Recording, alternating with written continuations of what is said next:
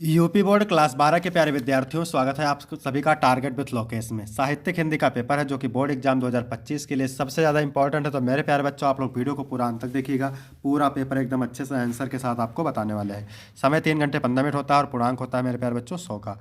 यहाँ पर थोड़ा सा निर्देश देख लेते हैं। प्रारंभ के 15 मिनट परीक्षार्थियों को प्रश्न पत्र पढ़ने के लिए निर्धारित है। इस प्रश्न पत्र में 2 खंड हैं और दोनों खंडों के सभी प्रश्नों के उत्तर देना अनिवार्य है। तो सभी लोग वीडियो को कर देंगे लाइक, चैनल पर नए होंगे चैनल को सब्सक्राइब कर देंगे, शेयर कर देंगे। चलिए शुरू करते हैं। सबसे पहले खंड का, इसमें प्रश्न नंबर 1 का है, जयशंकर प्रसाद द्वारा लिखित नाटक नहीं है। करुणालय, कल्याणी, परिणय, सज्जन, भारत सौभाग्य। तो जयशंकर प्रसाद द्वारा लिखित नाटक नहीं है, भारत सौभाग्य। चौथा ऑप्शन सही हो जाएगा। ठीक है, भारत सौभाग्य किसकी है? बद्री नारायण चौधरी प्रेमघन की। करुणालय, कल्याणी, परिणय और सज्जन, ये तीनों जयशंकर प्रसाद के नाटक हैं। इसके बाद अगला क्वेश्चन है, निम्नलिखित में से कौन सा उपन्यास प्रेमचंद द्वारा लिखित है? तो यहाँ पर देखिए निर्मला। निर्मला उपन्यास मुंशी प्रेमचंद द्वारा लिखित है, सही हो जाएगा। ऋतु चक्र उपन्यास है इलाचंद जोशी का और सुनीता उपन्यास है जैनेन्द्र कुमार का। इरावती उपन्यास है जयशंकर प्रसाद का। ठीक है, इरावती उपन्यास है अपूर्ण उपन्यास है। ठीक है, फिर अगला क्वेश्चन है, निम्न में से हजारी प्रसाद द्विवेदी की रचना नहीं है। तो हिंदी साहित्य की भूमिका, विचार और वितर्क, साहित्य का मर्म, ये तीनों रचनाएं हैं। यहाँ पर पूछा नहीं है तो बिल्ले सुर बकरिया नहीं है, यहाँ पर यही सही हो जाएगा।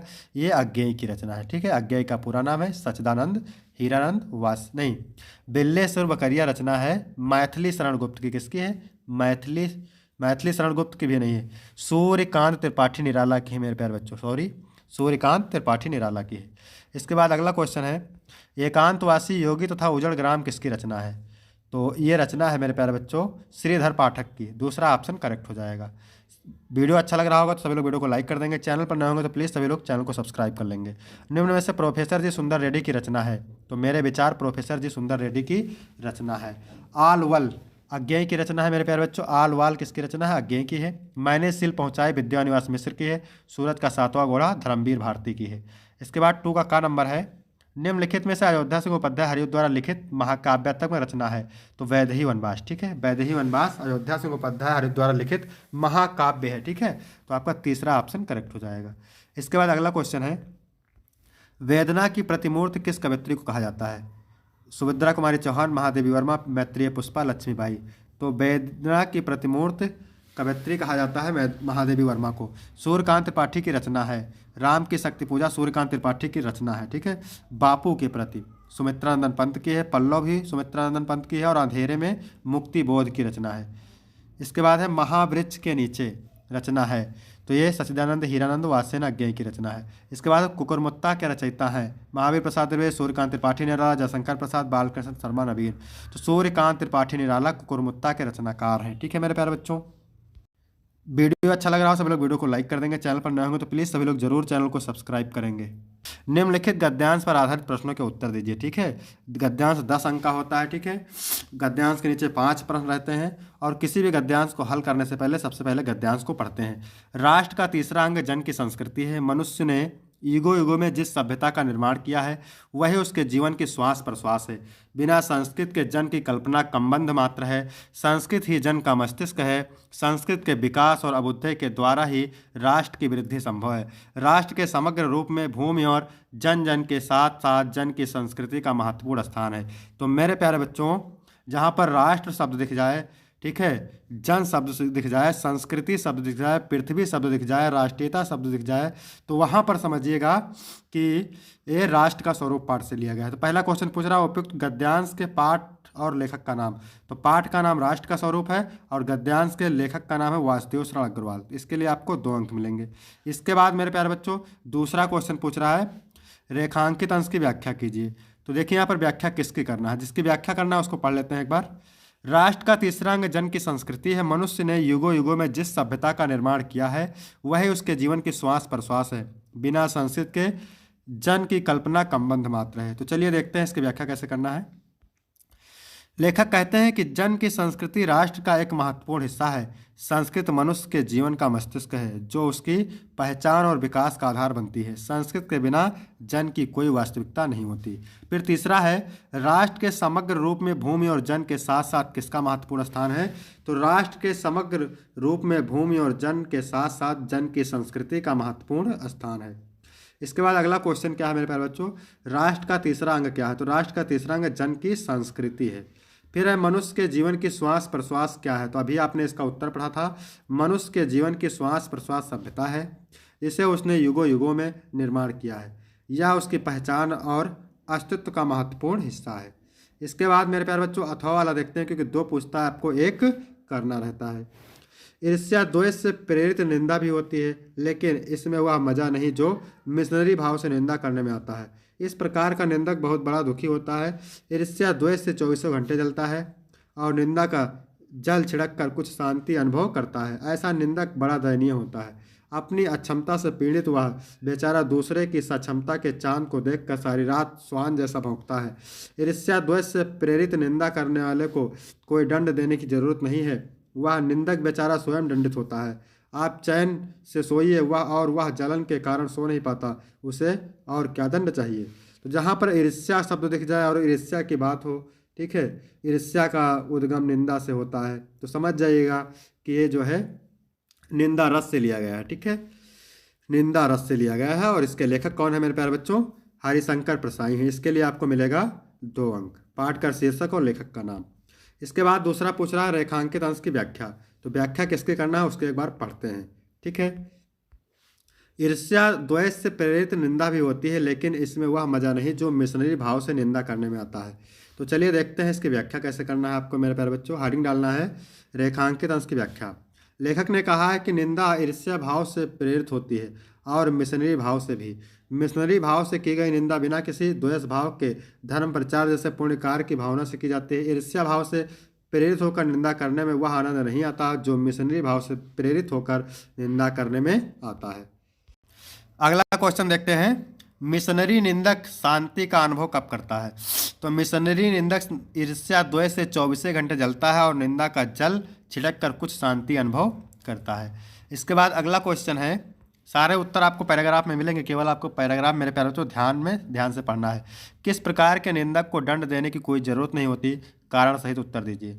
मिशनरी निंदक को दंड देने की कोई ज़रूरत नहीं होती, कारण यह है कि ऐसा निंदक बेचारा स्वयं दंडित होता है। अपनी अक्षमता से पीड़ित निंदक दूसरे की सक्षमता को देखकर कैसा व्यवहार करता है? तो अपनी अक्षमता से पीड़ित निंदक दूसरे की सक्षमता को चांद को देखकर सारी रात स्वान जैसा भौंकता है, अभी आपने पढ़ा। इसके बाद मेरे प्यारे बच्चों अगला क्वेश्चन है, निम्नलिखित पद्यांशों पर आधारित प्रश्नों के उत्तर दीजिए। भी कितने अंक का होता है मेरे प्यारे बच्चों? 10 अंक का। ठीक है, 5 प्रश्न होंगे, 2-2 अंक है। तो चलिए पढ़ते हैं इसको। मेरे प्यारे नव जलस से कंज से नेत्र वाले। राधा कहती है कि मेरे प्यारे नवीन बादल के समान कमल के समान नेत्र वाले, जाके आए ना मधुबन से वो ना भेजा संदेशा। एक बार मथुरा चले गए तो ना वहाँ से वापस आया और ना ही मेरे लिए कोई संदेश भेजा। मैं रो रो के प्रिय विरह से बावली हो रही हूँ, मैं अपने प्रियतम के वियोग में रो रो करके पागल हो रही हूँ। हे पवन, जाके मेरी सब दुख कथा श्याम को तू सुना दे। तुम जा करके मेरी दुख भरी कहानी को श्री कृष्ण से बता देना। ज्यों ही मेरा भवन अल्प तज तो अल्प आगे बढ़ेगी। जैसे ही तो मेरा भवन त्याग कर थोड़ा सा आगे बढ़ेगी, शोभा वाली सुखद कितनी मंजू कुंजे मिलेंगे, शोभा प्रदान करने वाली सुख देने वाली बहुत सारी लताएं मिलेंगी। प्यारी छाया मृदुल स्वर से मोह लूंगी तुझे। प्यारी छाया, वहाँ की प्यारी छाया और कोमल स्वर तुझे मोहने का प्रयास करेंगे, लेकिन तो भी मेरा दुख लख वहाँ ना जा विश्राम करना। तो भी तो मेरा दुख को ध्यान में रखना और वहाँ जा करके विश्राम ना करना। ठीक है, पवन दूत का चैप्टर से लिया गया है। उपयुक्त पद्यांश के शीर्षक और कवि का नाम पवन दूत का चैप्टर से लिया गया है। अयोध्या सिंह उपाध्याय हरिओद इसके कवि हैं। ठीक है, दूसरा देखते हैं, यहाँ पर रहेगा मेरे प्यारे बच्चों कवि का नाम। ठीक है, लेखक का नाम नहीं, कवि का नाम या रचयिता का नाम। इसके बाद अगला क्वेश्चन है, पवन दूत का द्वारा किसने किसको संदेश भेजा है? तो राधा पवन को दूती बनाकर कृष्ण को संदेश भेजा है। ठीक है, राधा पवन को दूती बना करके कृष्ण को संदेश भेजा है। इसके बाद है रेखांकित अंश की व्याख्या। तो व्याख्या मैंने पूरे की बता ही दिया है आपको। ठीक है, तो यहाँ पर आप देख सकते हैं। फिर अगला क्वेश्चन है, प्रस्तुत पद्यांश में श्री कृष्ण के सौंदर्य का वर्णन किस प्रकार किया गया? तो राधा के अनुसार कृष्ण के नए नवीन बादलों के समान पनीले व मनोहारी हैं। राधा का प्रेम उनके प्यारे प्राण प्रिय कृष्ण के विरह में व्याकुल है। ठीक है, फिर है मधुबन जाकर किसने कोई संदेश नहीं भेजा? तो मधुबन जाकर श्री कृष्ण ने कोई संदेश नहीं भेजा। फिर इसमें भी 2 पूछता है, एक करना रहता है। ठीक है, तो चलिए इसको भी पढ़ते हैं। कौन तुम संस्कृत जलनिधि तीर तरंगों से फेंकी मड़िए, कर रहे निर्जन का चुपचाप प्रभा की धारा से अभिषेक। मधुर विश्रांत और एकांत जगत का सुलझा हुआ रहस्य, एक करुणामय सुंदर मौन और अंचल मन का चंचल मन का आलस। तो ये जो है उपयुक्त पद्यांश के शीर्षक और कवि का नाम। तो शीर्षक का नाम है मेरे प्यारे बच्चों श्रद्धा मनु और कवि का नाम है जयशंकर प्रसाद। इसके बाद दूसरा क्वेश्चन है रेखांकित अंश की व्याख्या कीजिए। ठीक है, तो चलिए देखते हैं इसकी व्याख्या हम पूरे की आपको बता देते हैं। हेडिंग डालेंगे रेखांकित अंश की व्याख्या। प्रस्तुत पद्यांश में श्रद्धा मनु से उनका परिचय पूछ रहे कि संसार रूपी सागर के तट पर तरंगों लहरों द्वारा फेंकी गई किसी मणि के समान तुम कौन हो, जो चुपचाप बैठे अपनी शोभा की किरणों से इस निर्जन प्रदेश को स्नान करा रहे हो। अर्थात जिस प्रकार लहरें समुद्र के तल से किसी मणि को उठाकर तट पर पटक देती है, उसी प्रकार सांसारिक आघातों से ठुकराए हुए हे भव्य पुरुष तुम कौन हो। इसके बाद अगला क्वेश्चन है उक्त पंक्तियों में कौन किसका परिचय पूछ रहा है। तो उक्त पंक्तियों में श्रद्धा मनु का परिचय पूछ रही है। कौन अपनी कांति से वीराने को शोभायमान कर रहा है। तो मनु भव्य पुरुष की भांति अपनी कांति से वीराने को शोभायमान कर रहा है। इसके बाद अगला क्वेश्चन है प्रभा की धारा से अभिषेक पंक्ति में कौन सा अलंकार है। तो रूपक अलंकार है। ठीक है, इसके बाद मेरे प्यारे बच्चों प्रश्न नंबर 5 का है निम्नलिखित में से किसी एक का लेखक का साहित्यिक परिचय देते हुए उनकी कृतियों पर प्रकाश डालिए। 80 शब्द में है, 5 अंक का है। वासुदेव शरण अग्रवाल, प्रोफेसर जी सुंदर रेड्डी, डॉक्टर हजारी प्रसाद द्विवेदी। तो इसमें हम पढ़ेंगे वासुदेव शरण अग्रवाल का साहित्यिक परिचय, क्योंकि पिछली वीडियो हमने पढ़ा था हजारी प्रसाद द्विवेदी का। ये मोस्ट इंपॉर्टेंट है। तो कैसे लिखना है हम आपको बता रहे हैं, ऐसे आपको लिखना है, पूरा 5 अंक आपको मिलेगा। सबसे पहले हेडिंग डालेंगे जीवन परिचय। डॉक्टर वासुदेव शरण अग्रवाल का जन्म सन 1904 ईस्वी में मेरठ जिले के खेड़ा गांव में हुआ था। उनके माता पिता लखनऊ में रहते थे, अतः इनका बचपन लखनऊ में ही बीता। इन्होंने काशी विश्वविद्यालय से बीए और लखनऊ विश्वविद्यालय से एमए और पीएचडी की उपाधि प्राप्त की। इन्होंने पाली, संस्कृति, अंग्रेजी आदि भाषाओं का गहन अध्ययन किया।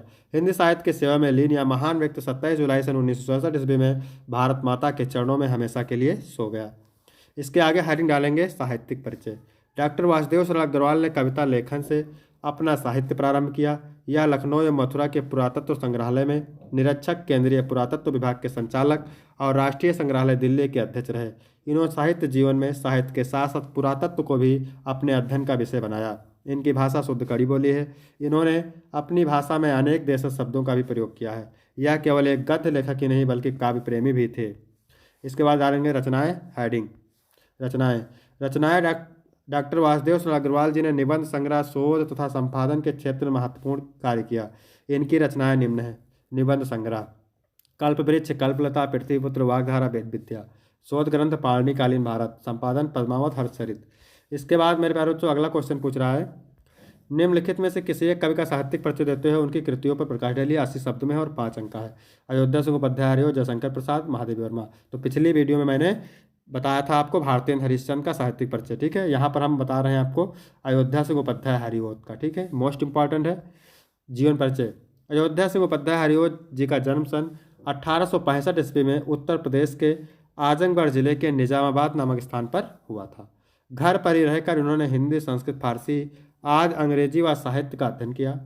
इन्होंने कई वर्षों तक कानूनगो के पद पर कार्य किया। इसके बाद इन्होंने काशी हिंदू विश्वविद्यालय में अवैतनिक प्रधानाध्यापक के रूप में सेवा दी। उनकी रचना प्रिय प्रवास पर इन्हें मंगला प्रसाद पारितोषिक पुरस्कार से सम्मानित किया गया। 1947 में इनका देहांत हो गया। इसके बाद हेडिंग डालेंगे साहित्यिक परिचय। द्विवेदी युग के प्रतिनिधि कवि और लेखक अयोध्या सिंह उपाध्याय हरिओत खड़ी बोली को काव्य भाषा में स्थापित करने वाले प्रमुख कवियों में से एक हैं। उनकी कृति प्रिय प्रवास को खड़ी बोली का पहला महाकाव्य माना जाता है। इन्होंने हिंदी के तीनों युगों, भारतीय हिंदी, द्विवेदी युग तथा छायावादी युग में महत्वपूर्ण भूमिका निभाई है। रचनाएं प्रिय प्रवास, पारिजात, वैदेही वनवास, प्रेम कांता, आदिकिला फूल, ठेठ हिंदी का ठाठ और रुकमणी परिणय। इसके बाद प्रश्न नंबर 6 है कहानी कला के आधार पर पंचलाइट कहानी का सारांश लिखिए। 80 शब्द में है, 5 अंक का है। अथवा ध्रुव यात्रा के प्रमुख पात्र का चरित्रण कीजिए। 80 शब्द में है। तो 2 पूछता है, 1 करना रहता है। तो चलिए देखते हैं पंचलाइट कहानी का सारांश। पंचलाइट कहानी फणीश्वर नाथ रेण द्वारा लिखित वातावरण प्रधान और आंचलिक कहानी है। इस कहानी के माध्यम से कहानीकार ने गांव की दशा का वर्णन किया है। सारांश महतो टोली के लोग चंदे का पैसा एकत्र करके रामनवमी के दिन मेले से पंचलाइट खरीद कर लाते हैं। क्योंकि उस मोहल्ले के लिए पंचलाइट एक नई वस्तु है, इसलिए पंचों के द्वारा लाया जाने पर पूरे मोहल्ले में कौतूहल है। हर आदमी उसके बारे में जानना चाहता है। जब उसे लाया जाता है तो पूजन की व्यवस्था की जाती है, कीर्तनकार आते हैं, औरतें भी हमारे खुशी के गीत गाने लगती हैं, लेकिन उसे जलाना कोई नहीं जानता। आगे देखते हैं। इसलिए सब दुखी हो जाते हैं। दूसरी, पंचायत के द्वारा उनकी हंसी भी उड़ाई जाती है। मुन्नी जब यह देखती है कि कोई उसे जला नहीं पा रहा है तो वह अपनी सहेली कनेली के माध्यम से गोधन के नाम का प्रस्ताव रखती है, किंतु गोधन को पंचायत द्वारा निकाल दिया गया है क्योंकि वह मुन्नी के घर के पास आकर फिल्मी गाना गाता था। फिर भी समस्या को ध्यान में रखकर छड़ीदार उसे बुलाने जाते हैं, लेकिन वह नहीं आते हैं। दूसरी बार गुल्ली काकी उसे बुलाने जाती है तो वह आ जाता है। उसके आने पर सभी के चेहरे खिल जाते हैं, सब प्रसन्न हो जाते हैं। वह इसलिए कि पंचलाइट अब जल जाएगा। गोधन आकर कहता है कि ठीक है, हम इसे जला देंगे, लेकिन लेकिन थोड़ी सी स्प्रीट दे दो। इस पंचायत में स्प्रीट है नहीं। ठीक है। मुन्नी गरी का तेल ला कर देती है और गोधन पंचलाइट जला देता है। सब लोग प्रसन्न हो जाते हैं, जिसके कारण पंचायत द्वारा उसके समस्त गुनाह माफ़ कर दिए जाते हैं। उससे कहा जाता है कि अब तुम फिल्मी गाना गा सकते हो। पंचायत के सभी लोग अति प्रसन्न हो जाते हैं। इसके बाद है 7 नंबर प्रश्न। क्या पूछ रहा है मेरे प्यारे बच्चों? स्वपठित खंडकाव्य के आधार पर किसी एक खंडकाव्य के एक प्रश्न का उत्तर लिखिए। 80 शब्द में है और 5 अंक का है। ठीक है। तो ये खंडकाव्य है मेरे प्यारे बच्चों। अलग अलग जिला के लिए अलग अलग खंडकाव्य होता है, तो इसको आप तैयार करेंगे। फिर यहाँ पर हम बात करेंगे खंड खा की।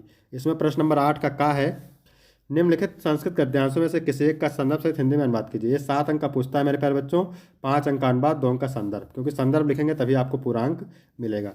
तो चलिए देखते हैं इसका अनुवाद। धन्यो एवं भारत देशा, धन्य है यह भारत देश, यत्र समुलिसत जनमानस पावनी, भव्य भाव उद्भावनी, शब्द संदोह प्रसाविनी सुर भारती। ठीक है। जहाँ लोगों के मन को पवित्र करने वाली, सुंदर भावों को उत्पन्न करने वाली, शब्दों के समूह को जन्म देने वाली संस्कृत भाषा सुशोभित है। विद्यमानेश निखिले वय वांग्यम अस्या वांग्यम सर्वश्रेष्ठम सुसंपन्नम चावर्तते। यानी विद्यमान वर्तमान साहित्यों में, ठीक है, विद्यमान विद्यमान समस्त वर्तमान साहित्यों में इसका साहित्य सर्वश्रेष्ठ और सुसंपन्न है। यमेव भाषा संस्कृत नामना अपि लोके प्रथिता अस्ति। यही भाषा संस्कृत के नाम से संसार में प्रसिद्ध है। अस्माकं रामायण महाभारत ऐतिहासिक ग्रंथ, हमारा रामायण महाभारत ऐतिहासिक ग्रंथ, चत्वारो वेदा, चारों वेद, सर्वा उपनिषद, सभी उपनिषद, 8-10 पुराणानि, 18 पुराण, अन्यानि चा और अन्य, महाकाव्य नाटक आदि, महाकाव्य नाटक आदि अस्यामेव भाषाएं लिखतान संत, इसी भाषा में लिखे गए हैं। संदर्भ लिखना है। प्रस्तुत गद्यांश हमारी पाठ्यपुस्तक संस्कृत दिनदर्शिका के संस्कृत भाषा में महत्तम नामक पाठ से अवतरित है। यहाँ पर आप देख सकते हैं अनुवाद मैंने लिख रखा है। ठीक है। आपको PDF मिल जाएगा टेलीग्राम चैनल पे, अथवा करके देखते हैं यहाँ पे। महामनस्विना मदन मोहन मालवीय जन्म प्रयागे प्रतिष्ठित परिवारों भूत। महामना मदन मोहन मालवीय का जन्म प्रयाग के प्रतिष्ठित परिवार में हुआ था। अस्य पिता पंडित ब्रजनाथ मालवीय संस्कृत सम्मान्य विद्वान आसीत। इनके पिता पंडित ब्रजनाथ मालवीय संस्कृत के सम्माननीय विद्वान थे। अयम प्रयागे एवं इन्होंने प्रयाग के ही संस्कृत पाठशाला राजकीय विद्यालय म्योर सेंट्रल महाविद्यालय और म्योर सेंट्रल महाविद्यालय में शिक्षा प्राप्त करके अत्रेय राजकीय विद्यालय अध्यापनम आविद्वान, यही राजकीय विद्यालय में पढ़ाना शुरू कर दिया। युवक मालवीय स्वकीयन प्रभावपूर्ण भाषण, अपने प्रभावपूर्ण भाषण से जनानाम मनांस अमोहित, लोगों के मन को मोह लिया। अतः इसलिए ये सुहृदा माने क्या होता है? मित्रों के मित्र।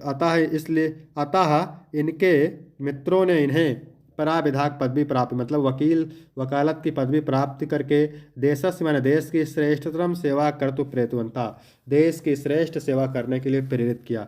संदर्भ लिखेंगे। प्रस्तुत गद्यांश हमारी पाठ्यपुस्तक संस्कृत दिनदर्शिका के महामना मालवीय नामक पाठ से अवतरित है। यहाँ पर आप अनुवाद देख सकते हैं। ठीक है। डिस्क्रिप्शन में टेलीग्राम की लिंक मिल जाएगी आपको, तो वहाँ से आपको पूरा PDF मिल जाएगा।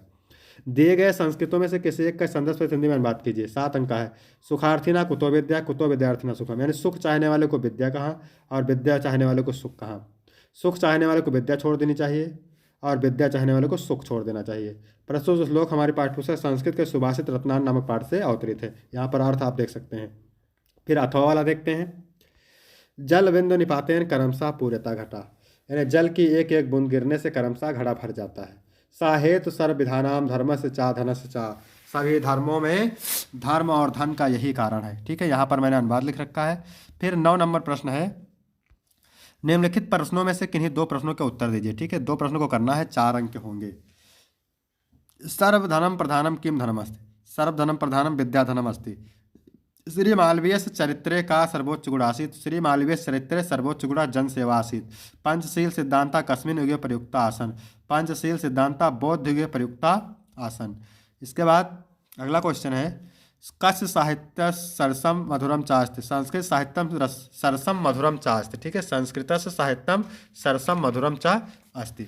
इसके बाद है करुण रस अथवा शांत रस। चलिए करुण रस की परिभाषा देखते हैं। शोक नामक स्थायी भाव जब विभाव अनुभाव और संचारी भाव का संयोग पाकर के पुष्ट होता है तब वहाँ पर करुण रस होता है। उदाहरण, इस करुणा कलित हृदय में अब विकल रागिनी बजती, क्यों हाहाकार स्वरों में वेदना असीम गरजती। उपमा अथवा उत्प्रेक्षा अलंकार, ठीक है, तो उपमा अलंकार की परिभाषा होती है जब उपमेय में उपमान की तुलना की जाए तो वहाँ पर उपमा अलंकार होता है। पीपर पाद सरिस मंडोला, है ना, फूलों सा चेहरा तेरा कलियों सी मुस्कान। दूसरा है, अगला है चौपाई अथवा कुंडलीय छंद। चौपाई की परिभाषा होती है, चौपाई सममात्रिक छंद है, इसमें 4 चरण होते हैं, प्रत्येक चरण में 24-24 मात्राएं होती हैं। उदाहरण, जय हनुमान ज्ञान गुण सागर, जय कपीस तिहु लोक उजागर, रामदूत अतुलित बलधामा, अंजनी पुत्र पवन सुतनामा। ठीक है, इसके बाद 11 नंबर प्रश्न है, निम्नलिखित में से किसी एक विषय पर निबंध लिखना है। 9 नंबर का होता है। भारत में आतंकवाद, नारी सशक्तिकरण, जातिवाद की समस्या, कारण और निवारण, दहेज प्रथा में अभिशाप। ये आप निबंध तैयार कर लेंगे।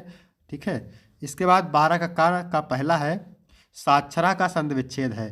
तो साक्षरा का संधि विच्छेद होता है मेरे प्यारे बच्चों सा प्लस अक्षरा, बा ऑप्शन करेक्ट हो जाएगा। इसके बाद है हरिश्चंदा में संधि है। हरिश्चंद में स्वर संधि है, व्यंजन संधि है, संधि है, दीर्घ संधि है, तो इसमें विसर्ग संधि है। ठीक है, कौन सी है मेरे प्यारे बच्चों, यहाँ पर रहेगा विसर्ग संधि, विसर्ग संधि। इसके बाद है नमस्ते का संधि विच्छेद है। नमस्ते का संधि विच्छेद होता है नमः प्लस ते, क्या होता है, नमः प्लस ते, इसमें विसर्ग संधि है। इसके बाद है निम्नलिखित में से किन्हीं 2 का समास का नाम लिखिए। ठीक है, प्रतिमाना, भुजदंडा, चराचरम। प्रतिमाना में प्रति उपसर्ग लगा है, अव्ययीभाव समास है। कर्मधाराय समास है भुजदंडा में, और चराचरम में भी कर्मधाराय समास है। ठीक है, इसके बाद है 13 नंबर प्रश्न, क्या कह रहा है, किसी बैंक में खाता खोलने के लिए बैंक के शाखा प्रबंधक को आवेदन पत्र लिखिए अथवा अपने मोहल्ले की नालियों की सफाई और नगर निगम के स्वास्थ्य अधिकारी को पत्र लिखिए। तो चलिए देखते हैं इसमें क्या है। पहला वाला देखते हैं, बैंक में खाता खोलने के लिए बैंक के शाखा प्रबंधक को पत्र। तो सबसे पहले लिखेंगे सेवा में शाखा प्रबंधक महोदय, बैंक का नाम लिख देंगे, कोई भी बैंक जो आपकी इच्छा हो, SBI है ना, reserve bank of India, Allahabad UP ग्रामीण बैंक, फिर बैंक शाखा का नाम लिख देंगे। विषय लिखेंगे खाता खोलने के लिए आवेदन पत्र। ठीक है, इतना लिखने के बाद हेडिंग डालेंगे महोदय, सभी ने निवेदन है कि मैं आपका नाम, मैं महेश कुमार, पुत्र या पुत्री महेश कुमार, ठीक है, सन आप मोहन, यहाँ अभिभावक का नाम लिख देना, निवासी आपका पूरा नाम, ठीक है, निवासी लिख देंगे। सभी ने निवेदन है कि मैं आपका नाम यहाँ पर लिख देंगे। ठीक है, पुत्र पुत्री जो भी हो, अभिभावक का नाम लिख देंगे। ठीक है, महेश सनाप मोहन, निवासी आपका पूरा पता, तो निवासी जहाँ के होंगे यानी पूरा पता लिख देंगे। आपके बैंक में एक बचत खाता खुलवाना चाहती हूँ। मेरी आयु लिखनी है। ठीक है, वर्ष है, मतलब 18 वर्ष से 20 वर्ष है, और मुझे अपनी व्यक्तिगत बचत एवं अन्य आवश्यकताओं के लिए बैंक खाता आवश्यक है। अतः आपसे अनुरोध है कि मेरे नाम से एक खाता खोलने की कृपा करें। मैं आवश्यक दस्तावेज जैसे Aadhaar card, PAN card, passport size photo और अन्य आवश्यक फॉर्म संलग्न कर रही हूँ। कृपया मेरे आवेदन पर शीघ्र कार्रवाई करने की कृपा करें। आगे लिख देंगे धन्यवाद, फिर सादर आपका नाम, आवासा लिख देंगे क्योंकि आप परीक्षा में लिख रहे हैं। ठीक है, तारीख और सब आवासा। इसके बाद 14 का पहला है, लघुता में प्रत्यय है। तो लघुता में तल प्रत्यय है। ठीक है, कौन सा है, तल प्रत्यय है। इसके बाद है किस शब्द में मतुप प्रत्यय है। तो बुद्धिमान में मतुप प्रत्यय लगा हुआ है। इसके बाद खा नंबर है, क्या कह रहा है, रेखांकित पदों में से किसी एक पद में विभक्ति तथा संबंधित नियम का उल्लेख कीजिए। 2 अंक का होता है। ग्राहम परितः वनम अस्ति, यहाँ पर परिता शब्द मिल गया तो समझ जाइए कि द्वितीय विभक्ति है। कौन सी विभक्ति है, द्वितीय। अभिता, परिता, समया, निक्सा, हा, प्रति मिल जाए तो वहाँ पर द्वितीय विभक्ति। सा, सिरसा, खल्लौटा, यानी एनांग विकारा सूत्र से इसमें कौन सी विभक्ति है मेरे प्यारे बच्चों, एनांग विकारा सूत्र से इसमें है तृतीय विभक्ति, यानी वह सिर से गंजा है। ठीक है, तो शरीर में कोई विकार हो, कोई कमी हो तो वहाँ पर तृतीय विभक्ति होगी।